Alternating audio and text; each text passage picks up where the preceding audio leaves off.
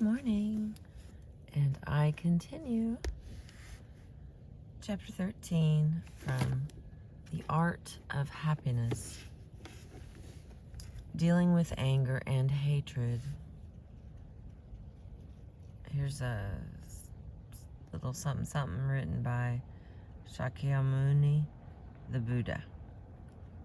If one comes across a person who has been shot by an arrow, one does not spend time wondering about where the arrow came from, or the caste of the individual who shot it, or analyzing what type of wood the shaft is made of, or the manner in which the arrowhead was fashioned.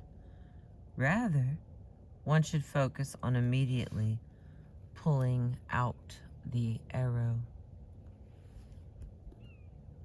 We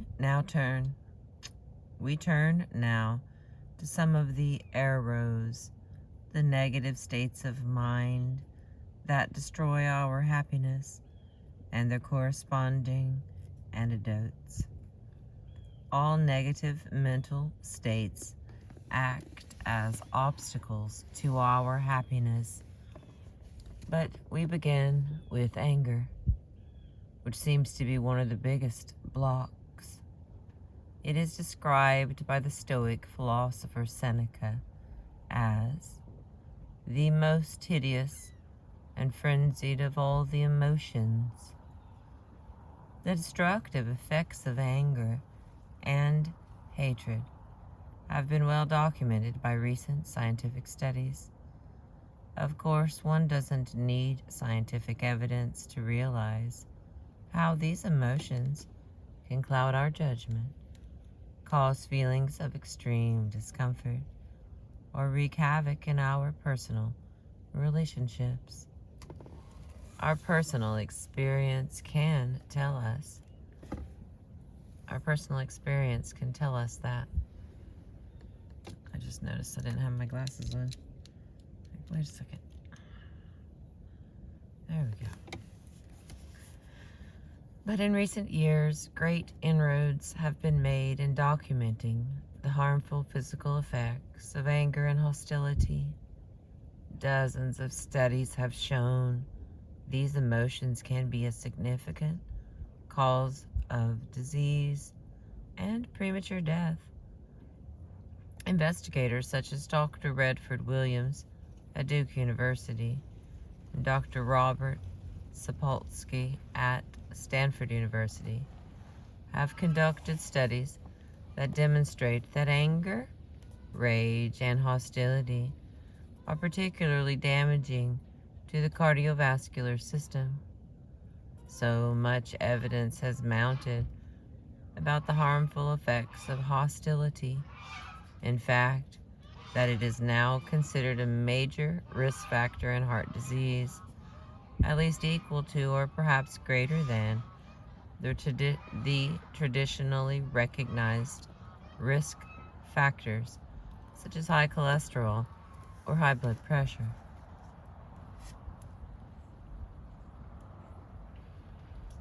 So, once we accept the harmful effects of anger and hatred, the next question becomes, how do we overcome it? On my first day as a psychiatric consultant to a treatment facility, I was being shown to my new office by a staff member when I heard blood-curdling screams reverberating down the hall.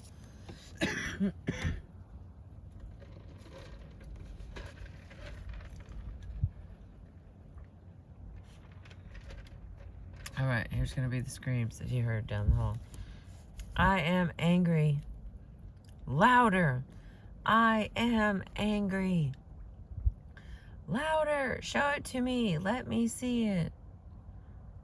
I am angry. I am angry. I hate you. I hate you. This is all in capital letters with exclamation points and stuff. But since I'm at a lovely, peaceful spot, I'm not going to scream that. I wasn't particularly going to scream it anyway, but I'm just saying. I have more than one reason. It was truly frightening.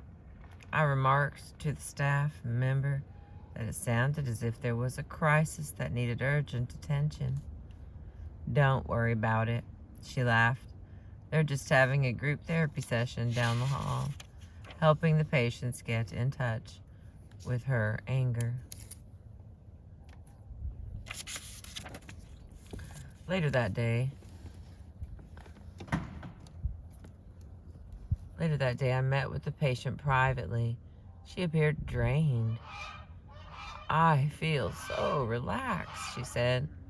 "That therapy session really worked. I feel as if I've gotten all my anger out." In our next session, the following day, however, the patient reported, "Well, I guess I didn't get all my anger out after all. Right after I left here yesterday, as I was pulling out of the parking lot, some jerk almost cut me off, and I was furious. And I kept cursing that jerk under my breath all the way home.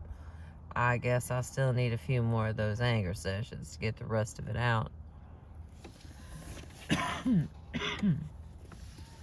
In setting out to conquer anger and hatred, the Dalai Lama begins by investigating the nature of these destructive emotions. "Generally speaking," he explained, "there are many different kinds of afflictive or negative emotions, such as conceit, arrogance, jealousy, desire, lust, close-mindedness, and so on. But out of all of these, hatred and anger are considered to be the greatest evils, because they are the greatest obstacles to developing compassion and altruism, and they destroy one's virtue and calmness of mind. In thinking about anger, there can be two types. One type of anger can be positive. This would be mainly due to one's motivation. There can be some anger that is motivated by compassion or a sense of responsibility. Where anger is motivated by compassion, it can be used as an impetus or a catalyst for positive action. Under these circumstances, a human emotion like anger can act as a force to bring about swift action. It creates a kind of energy that enables an individual to act quickly and decisively. It can be a powerful motivating factor. So sometimes that kind of anger can be positive. All too often, however, even though that kind of anger can act as a kind of protector and bring one extra energy, that energy is also blind, so it is uncertain whether it will become constructive or destructive in the end. So even though under rare circumstances, some kinds of anger can be positive, generally speaking, anger leads to ill feelings and hatred. And as far as hatred is concerned, it is never positive. It has no benefit at all. It is always totally negative. We cannot overcome anger and hatred simply by suppressing them. We need to actively cultivate the antidotes to hatred, patience, and tolerance. Following the model that we spoke of earlier, in order for you to be able to successfully cultivate patience and tolerance, you need to generate enthusiasm, a strong desire to seek it. The stronger your enthusiasm, the greater your ability to withstand the hardships that you encounter in the process. When you are engaged in the practice of patience and tolerance, in reality, What is happening is you are engaged in a combat with hatred and anger. Since it is a situation of combat, you seek victory, but you also have to be prepared for the possibility of losing that battle. So while you are engaged in combat, you should not lose sight of the fact that in the process, you will confront many problems. You should have the ability to withstand these hardships. Someone who gains victory over hatred and anger through such an arduous process is a true hero. It is with this in mind that we generate this strong enthusiasm. Enthusiasm results from learning about and reflecting upon the beneficial effects of tolerance and patience, and the destructive and negative effects of anger and hatred. And that very act, that very realization in itself, will create an affinity towards feelings of tolerance and patience, and make you feel more cautious and wary of angry and hateful thoughts. Usually, we don't bother much about anger or hatred, so it just comes. But once we develop a cautious attitude towards these emotions, that reluctant attitude itself can act as a preventative measure against anger or hatred.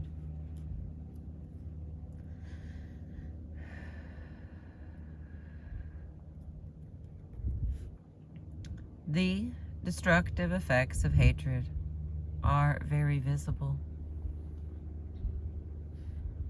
very obvious, and immediate.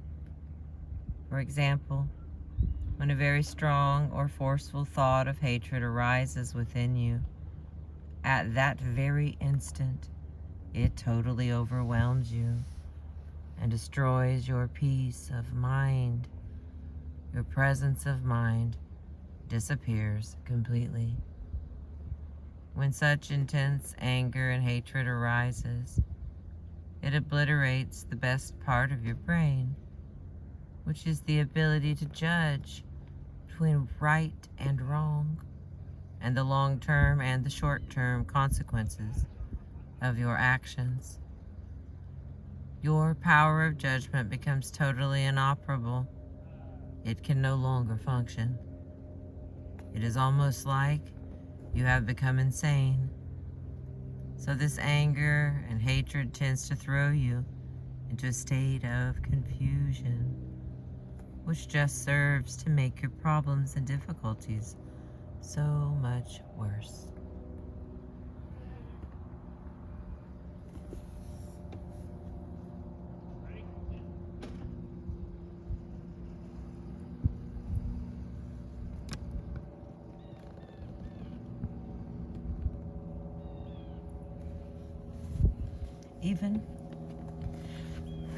Even at the physical level, hatred brings about a very ugly, unpleasant physical transformation of the individual.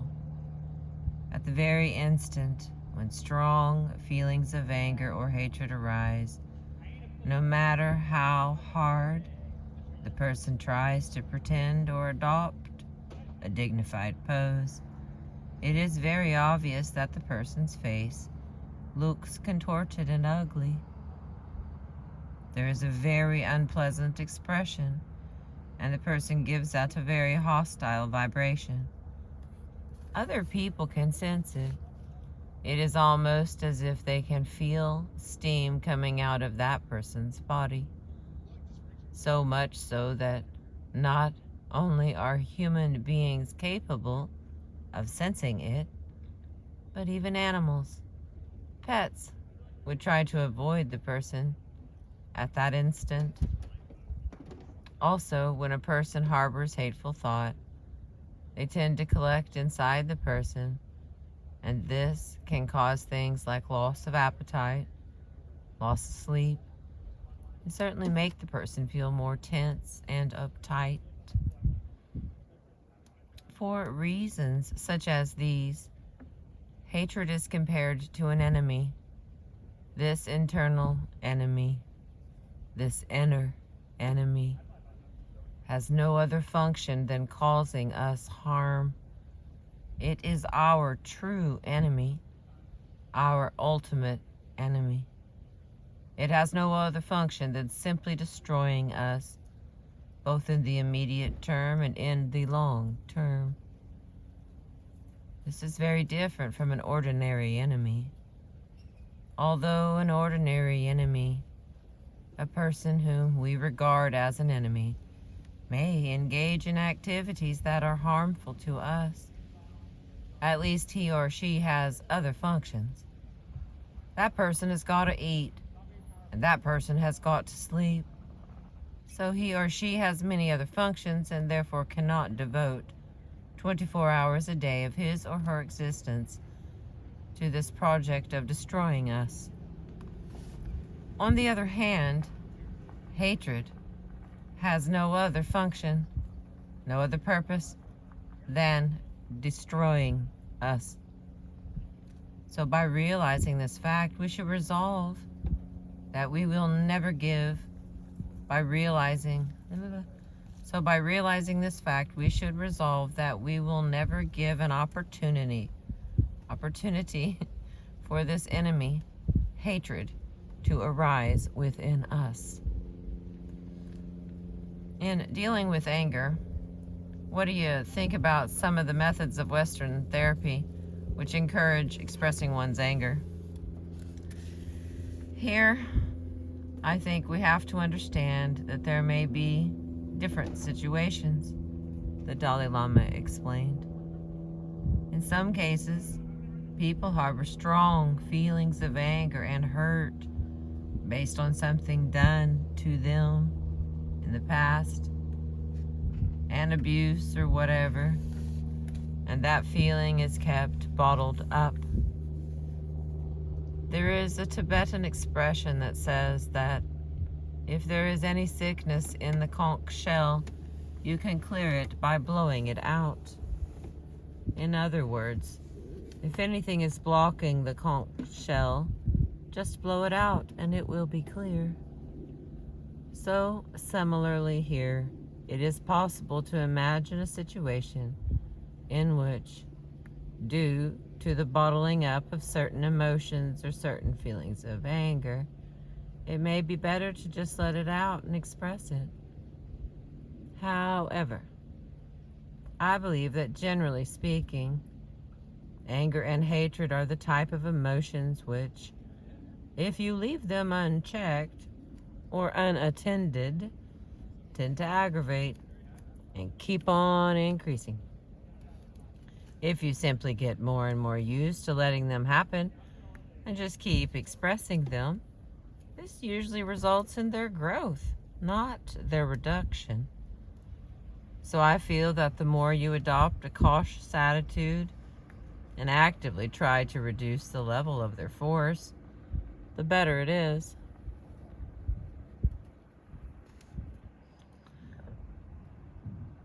Excuse me.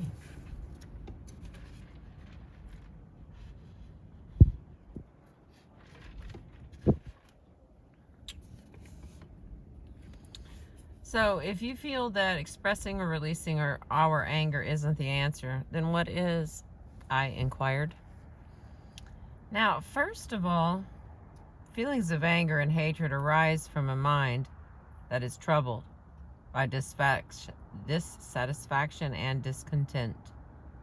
So you can prepare ahead of time by constantly working toward building inner contentment, cultivating kindness and compassion. This brings about a certain calmness of mind that can help prevent anger from arising in the first place.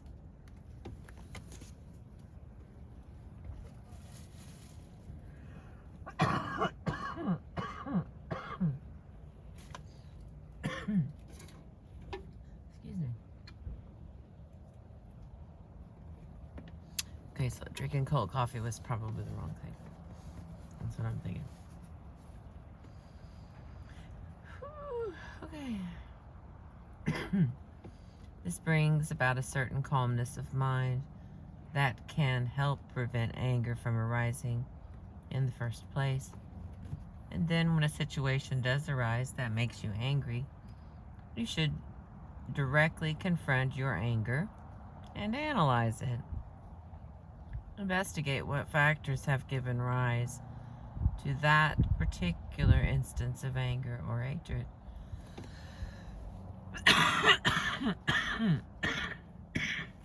Excuse me.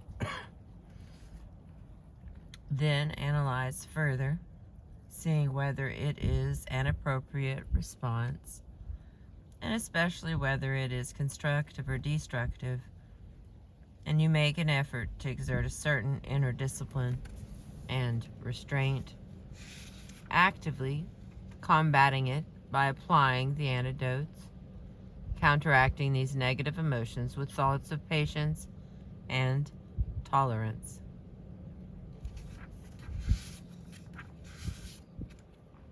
Quite a few pages left here. The Dalai Lama paused, then with his customary pragmatism, added, "Of course, in working towards overcoming anger and hatred." Alright, maybe it's the cold. I mean, it's like 24 degrees.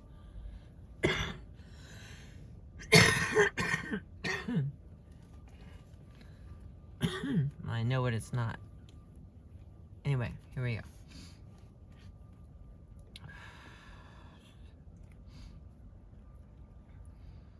The Dalai Lama paused and then continued. Of course, in working towards overcoming anger and hatred, at the initial stage, you may still experience these negative emotions, but there are different levels. If it's a mild degree of anger, then at that moment, you can attempt to directly confront it and combat it.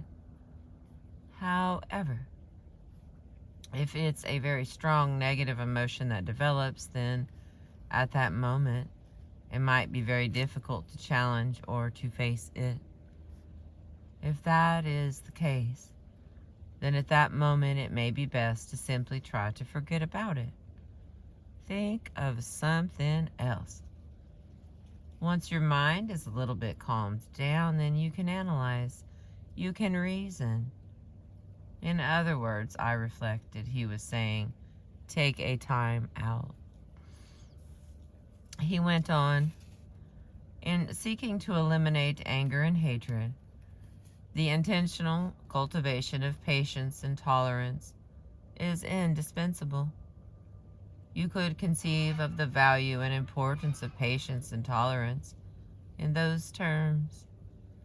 Insofar as the destructive effects of angry and hateful thoughts are concerned, you cannot get protection from those from wealth. Even if you are a millionaire, you are still subject to the destructive effects of anger and hatred. Nor can education alone give you a guarantee that you will be protected from these effects. Similarly, the law cannot give you such guarantees or protection. Even nuclear weapons, no matter how sophisticated the defense system may be, cannot give you the protection or defense from these effects. ... The Dalai Lama paused to gather momentum and then concluded in a clear, firm voice. The only factor that can give you refuge or protection from the destructive effects of anger and hatred is your practice of tolerance and patience.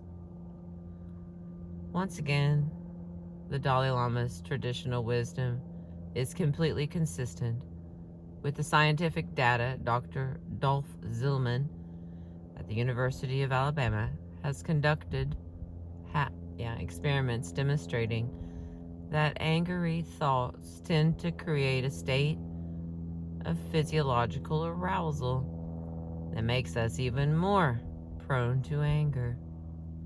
Anger builds on anger, and as our state of arousal increases, we are more easily triggered by anger-provoking environmental stimuli. If left unchecked, anger tends to escalate. So how do we go about diffusing our anger?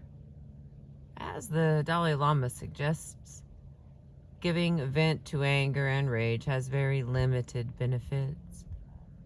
The therapeutic expression of anger as a means of catharsis seems to have originated from Freud's theories of emotion, which he saw as operating on a hydraulic model. When pressure builds, it must be released. The idea of getting rid of our anger by giving vent to it has some dramatic appeal and in a way might even sound like fun. The problem is that this method simply doesn't work. Many studies over the past 4 decades have consistently shown that the verbal and physical expression of our anger does nothing to dispel it, and it just makes things worse. Dr. Aaron Siegman, a psychologist and anger researcher at the University of Maryland, believes, for instance, that it is just this kind of repeated expression of anger and rage that triggers the internal arousal systems and biochemical responses that are most likely to cause damage to our arteries. While giving vent to our anger clearly isn't the answer, neither is ignoring our anger or pretending that it isn't there. As we discussed in part 3, avoidance of our problems does not make them go away.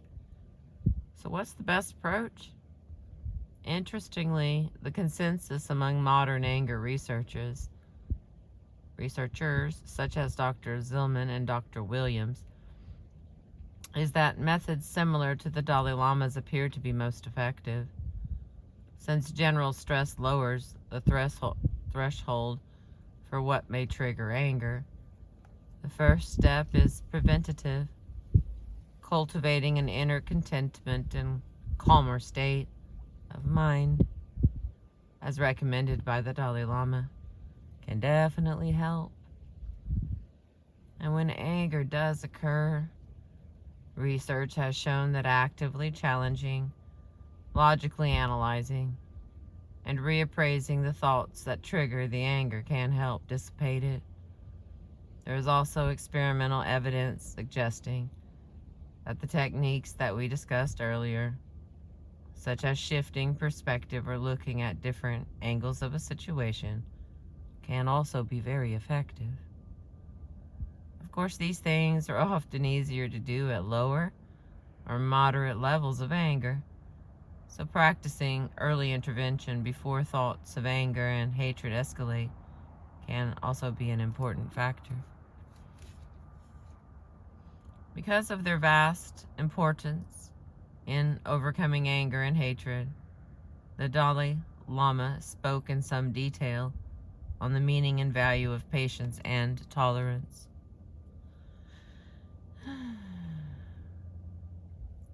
In our day-to-day life experiences, tolerance and patience have great benefits. For instance, developing them will allow us to sustain and maintain our presence of mind.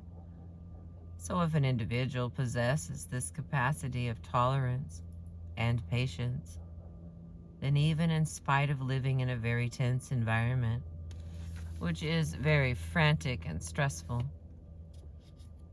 so long as the person has tolerance and patience, the person's calmness and peace of mind will not be disturbed.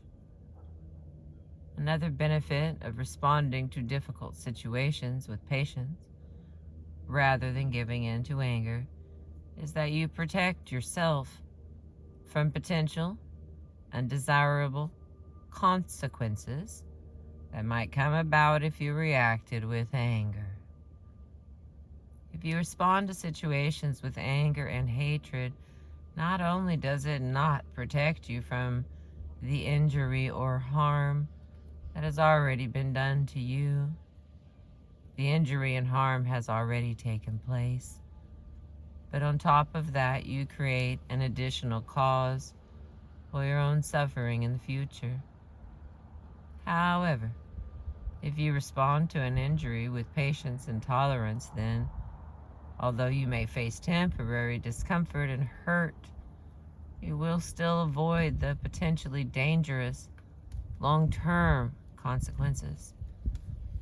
By sacrificing small things, by putting up with small problems or hardships, you will be able to forego experiences or sufferings that can be much more enormous in the future. To illustrate, if a convicted prisoner could save his life by sacrificing his arm as a punishment, wouldn't that person feel grateful for the opportunity? By putting up with that pain and suffering of having an arm cut off, the person would be saving himself or herself from death, which is a greater suffering. To the Western mind, I observed, patience and tolerance are certainly considered virtues, but when you are directly beset by others, when someone is actively harming you, responding with patience and tolerance seems to have a flavor of weakness and passivity.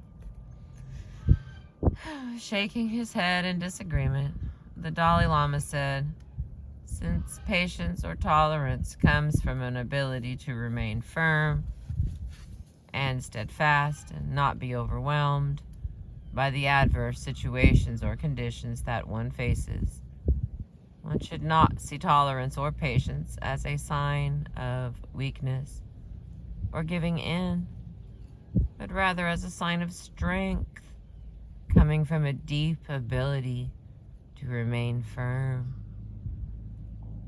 Responding to a trying situation with patience and tolerance, rather than reacting with anger and hatred, involves active restraint, which comes from a strong, self-disciplined mind. Of course, in discussing the concept of patience, as in most other things, there can be positive and negative kinds of patience. Impatience isn't always bad. For instance, it can help you take action to get things done, even in your daily chores like cleaning your room. If you have too much patience, you might move too slowly and get little done. Or impatience to gain world peace. That certainly can be positive, but in situations that are difficult and challenging, patience helps patience helps maintain your willpower and can sustain you. Becoming increasingly animated as he moved more deeply into his investigation of the meaning of patience, the Dalai Lama added, I think there is a very close connection between humility and patience. Humility involves having the capacity to take a more confrontational stance, having the capacity to retaliate if you wish, yet deliberately deciding not to do so. That is what I would call genuine humility. I think that true tolerance or patience has a component or element of self-discipline and restraint. The realization that you could have acted otherwise. You could have adopted a more aggressive approach, but decided not to do so. On the other hand, being forced to adopt a certain passive response out of a feeling of helplessness or incapacitation, that I wouldn't call genuine humility. That may be a kind of meekness, but it isn't genuine tolerance. Now, when we talk about how we should develop tolerance towards those who harm us, we should not misunderstand this to mean that we should just meekly accept whatever is done against us. The Dalai Lama paused and then laughed. Rather, if necessary, the best, the wisest course may be to simply run away, run miles away. You can't always avoid being harmed by running away. Yes, that's true, he replied. Sometimes you may encounter situations that require strong countermeasures. I believe, however, that you can take a strong stand and even take strong countermeasures out of a feeling of compassion or a sense of concern for the other, rather than out of anger. One of the reasons why there is a need to adopt a very strong countermeasure against someone is that if you let it pass, whatever the harm or the crime that is being perpetrated against you, then there is a danger of that person's habituating in a very negative way, which in reality will cause that individual's own downfall and is very destructive in the long run for the individual themselves. Therefore, a strong countermeasure is necessary. But with this thought in mind, you can do it out of compassion and concern for that individual. For example, so far as our own dealings with China are concerned, even if there is a likelihood of some feelings of hatred arising, we deliberately check ourselves and try to reduce that. We try to consciously develop a feeling of compassion toward the Chinese. And I think that countermeasures can ultimately be more effective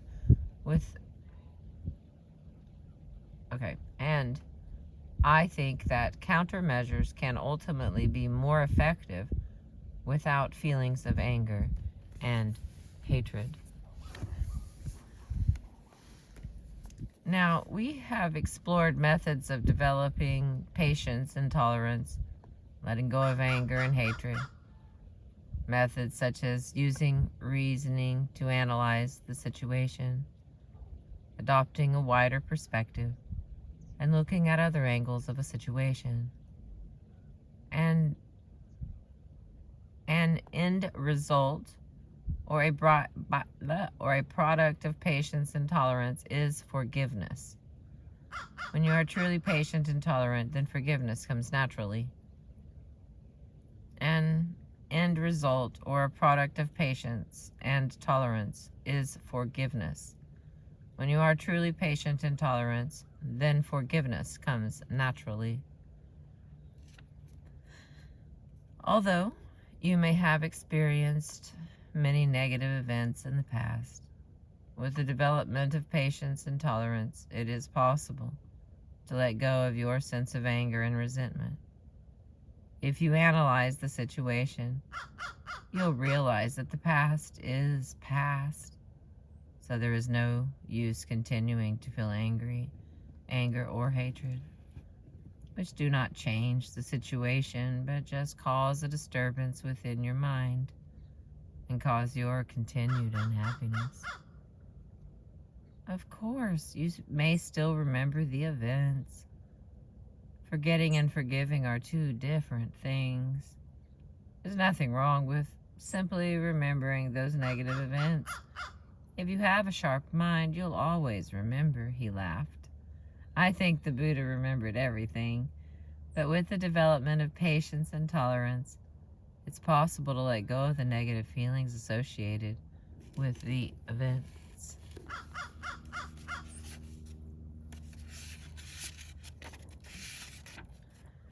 All right, we have 2 pages left, and this chapter will be done. Meditations on anger. In many of these discussions, the Dalai Lama's primary method of overcoming anger and hatred involved the use of reasoning and analysis to investigate the causes of anger, to combat these harmful mental states through understanding. In a sense, this approach can be seen as using logic to neutralize anger and hatred and to cultivate the antidotes of patience and tolerance.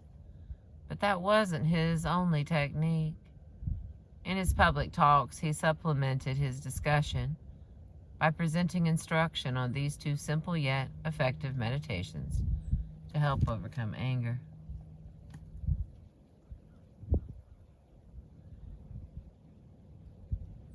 All right, there's two. There's two, and then, okay, so where are we at? We're at 40 minutes on this one. And these last two meditations will be the end of the chapter in case you're wanting to replay them, or you gotta get them separately. I don't know. Let's see what we got here. Meditation on anger, exercise 1. Let us imagine a scenario in which someone who you know very well, someone who is close or dear to you, is in a situation in which he or she loses his or her temper. You can imagine this occurring either in a very acrimonious relationship or in a situation in which something personally upsetting is happening. The person is so angry that he or she has lost all his or her mental composure, creating very forgive me, Lord, creating very negative vibrations, even going to the extent of beating himself or herself up or breaking things. Then reflect upon the immediate effects of the person's rage. You will see a physical transformation happening to the other person.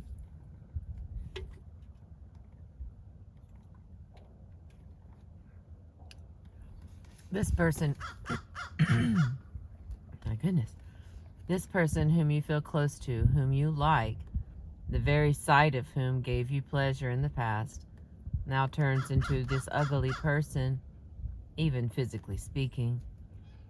The reason why I think you should visualize this happening to someone else is because it is easier to see the faults of others than to see your own faults. So using your imagination, do this meditation and visualization for a few minutes. I don't feel like I got that really well. Let's see.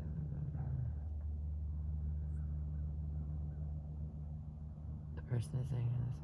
Okay. At the end of that visualization, I'm not talking to you, Crow. And actually, he's not talking to me. Okay.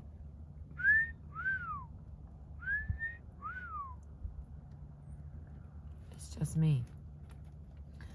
All right. At the end of that visualization, analyze the situation and relate the circumstances to your own experience. See that you yourself have been in this state many times. Resolve that I shall never let myself fall under the sway of such intense anger and hatred, because if I do that, I will be in the same position. Excuse me. I will also suffer all of these consequences. Lose my peace of mind, lose my composure, assume this ugly physical appearance, and so on. So once you make that decision, then for the last few minutes of the meditation, focus your mind on that conclusion. Without further analysis, simply let your mind remain on your resolution and not to fall under the influence of anger and hatred.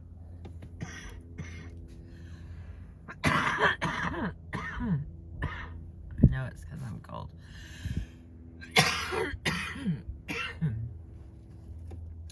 I have one more to go. I'm so sorry about the coughing. When I hear these back, I'm like, my Lord. I wish I had the right equipment so I could just like cut out the coughing, but then you wouldn't be with me, I suppose. All right, the next and the very last one. Meditation on anger, exercise 2. Let us do another meditation using visualization. Begin by visualizing someone whom you dislike, someone who annoys you, causes a lot of problems for you, or gets on your nerves. Then imagine a scenario in which the person irritates you or does something that offends you or annoys you. And in your imagination, when you visualize this, let your natural response follow. Just let it flow naturally. Then see how you feel. See whether that causes the rate of your heartbeat to go up, and so on. Examine whether you are comfortable or uncomfortable. See if you immediately become more peaceful, or if you develop an uncomfortable mental feeling. Judge for yourself. Investigate. So for a few minutes, 3 or 4 minutes perhaps, judge and experiment. And then at the end of your investigation, if you discover that, yes, it is of no use to allow that irritation to develop, immediately I lose my peace of mind. Then say to yourself, in the future I will never do that. Develop that determination. Finally, for the last few minutes of the exercise, place your mind single-pointedly upon that conclusion of determination. So that's the meditation. The Dalai Lama paused for a moment, then looking around the room of sincere students preparing to practice this meditation, he laughed and added, I think if I had the cognitive faculty, ability, or the clear awareness to be able to read other people's minds, then there would be a great spectacle here. There was a ripple of laughter in the audience, which quickly died down as his listeners started the meditation, beginning the serious business of doing battle with their anger. And that is the end of that chapter. Our next one will be dealing with anxiety and building self-esteem, and that is 14. And then the very last one is chapter 15. Oh Lord, don't make me wrong again. No, there it is. And chapter 15 is basic spiritual values.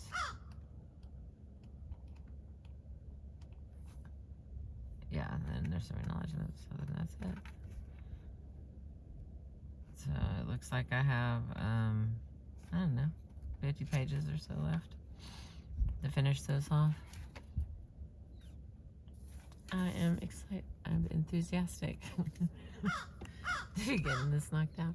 I appreciate you letting me read to you out here at Pretty Water. And here's our book again, so that we all know how to go find it if you're willing to read along. Makes me laugh every time. I can't imagine anyone's actually reading along. I mean, it's possible, but I only make the joke because it's silly. I can't imagine that. I would just want you to join me. If you're reading along, just come on out. We'll meet up in the morning or something. I appreciate you.